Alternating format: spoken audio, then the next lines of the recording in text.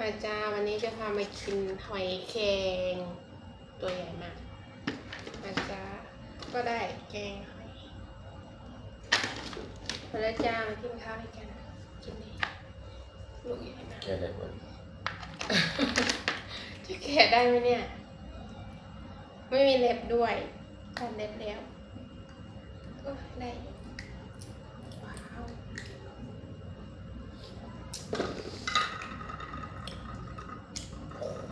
เคยกินตัวใหญ่ขนาดนี้เลย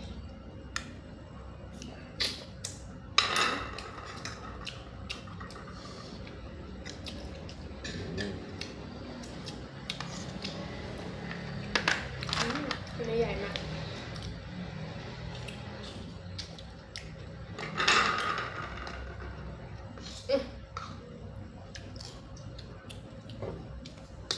ร้อนครับ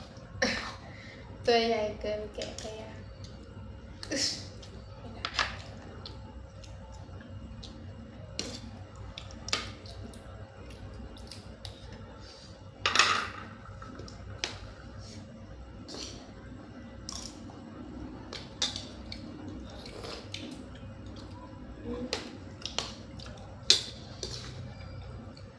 หวานมาก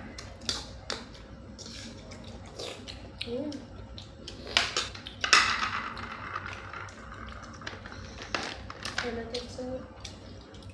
น้ำจิ้มซีฟู้ดร้านนั้นนะ นี่ก็อร่อยอยู่แล้ว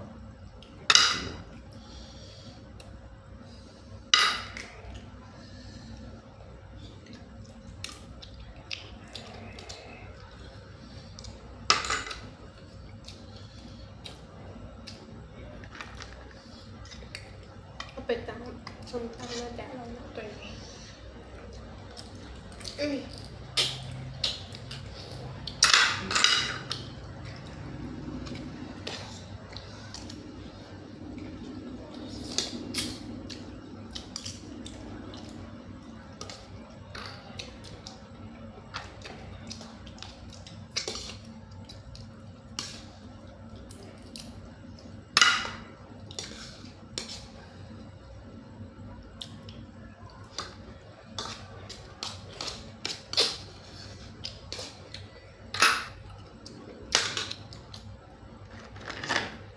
ต้องไปดู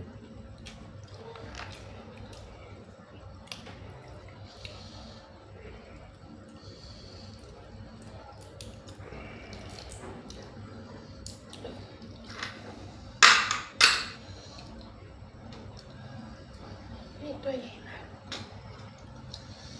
หวานมาก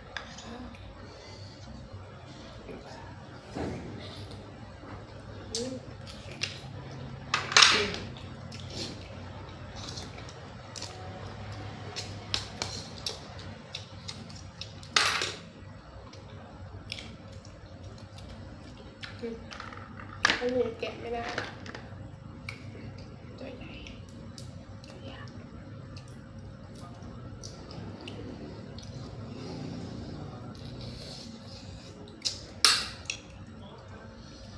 ตรงนี้เนี่ยแกะหรอกดูบ้าน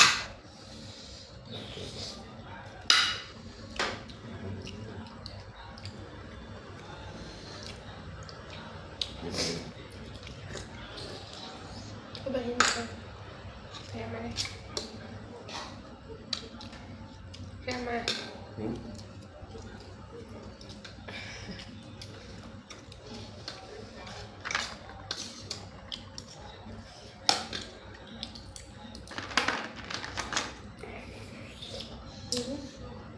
สดดีเนาะต้องเอาอย่างไปมันไตเลย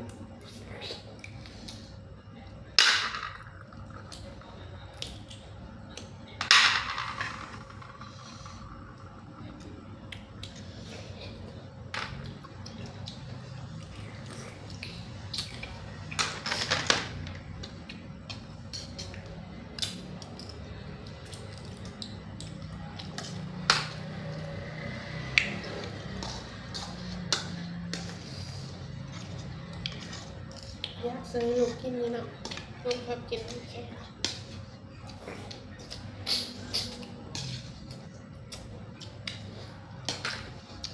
ไอ้ตัวใหญ่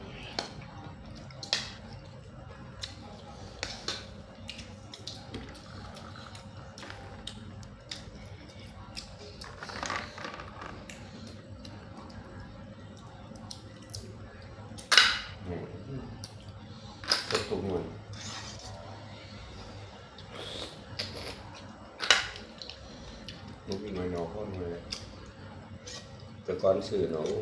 ง่ายมาทำ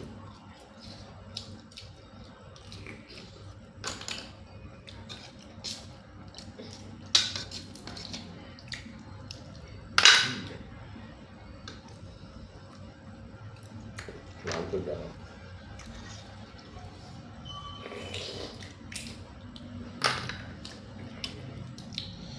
หลวมพอดี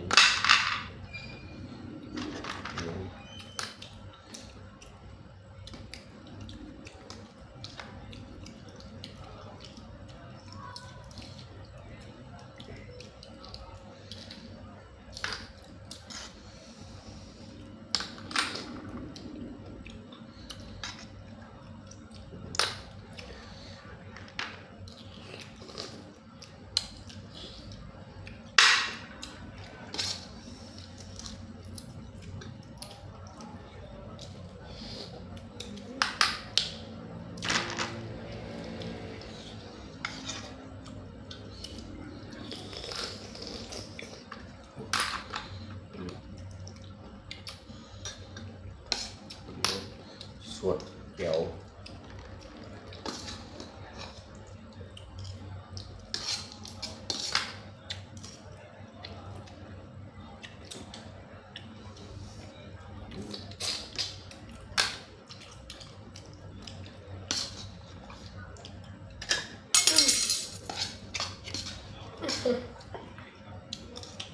แก้วมันก็แซ่บ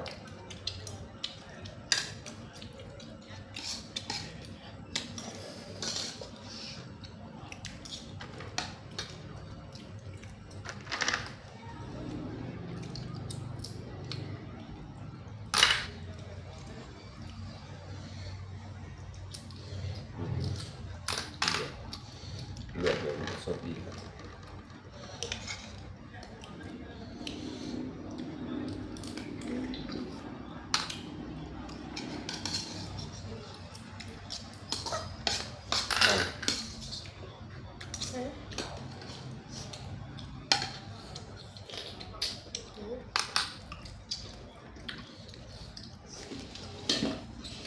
แซ่บมาก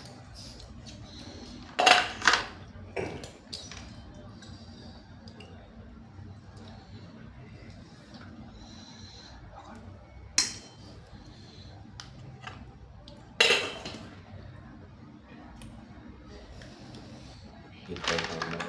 มันใจเย็นๆคือปอกนะมันแข็งปอกมันสดจริง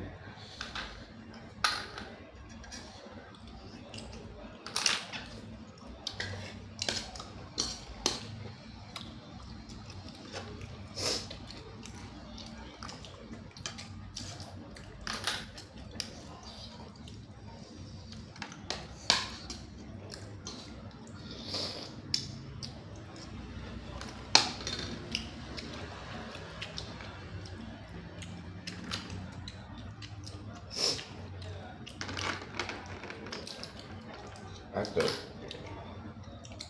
ว่ามันหัวใหญ่คือว่าได้หลายเนาะ เลือดกระเด็นกระดอน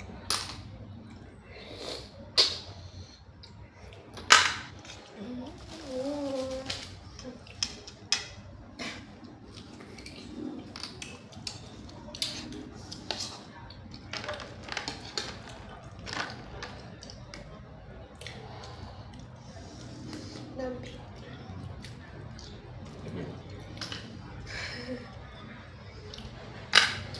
เจ้าของมันแซ่บดีหรอก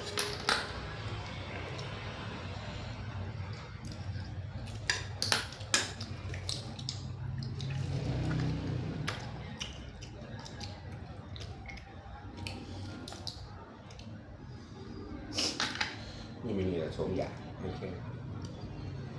วันซื้อมันเน่าสองหัวกินได้หัวหนึ่งเน่าสองหัวกินเน่าหนึ่งถ้ามันถูกหัวเน่าหน่อยเดียวมันก็เสียรสในการกินแล้วมันเหม็น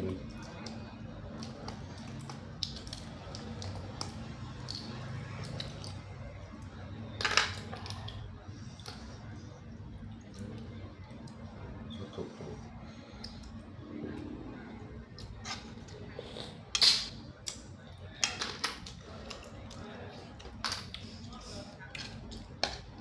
ติเราเดินผ่านมีวันนี้แหละหยุดใช่ไหมตัวใหญ่นี่มันก็สดด้วย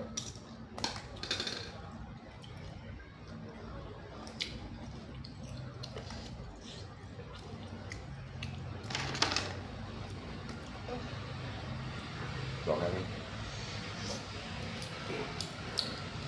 พูดเลยแก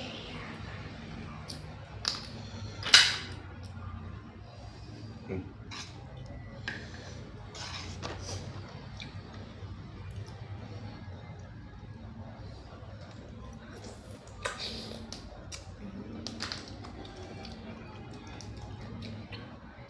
โอ้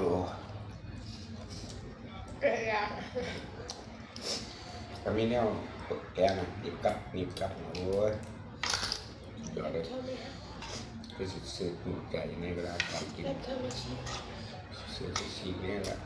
เนี่ยมันแสบทนเอา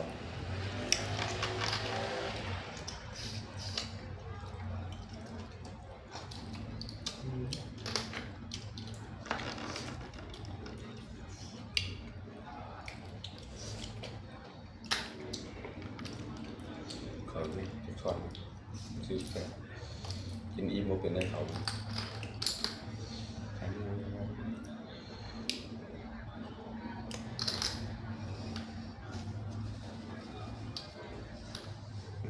ตกไปสิ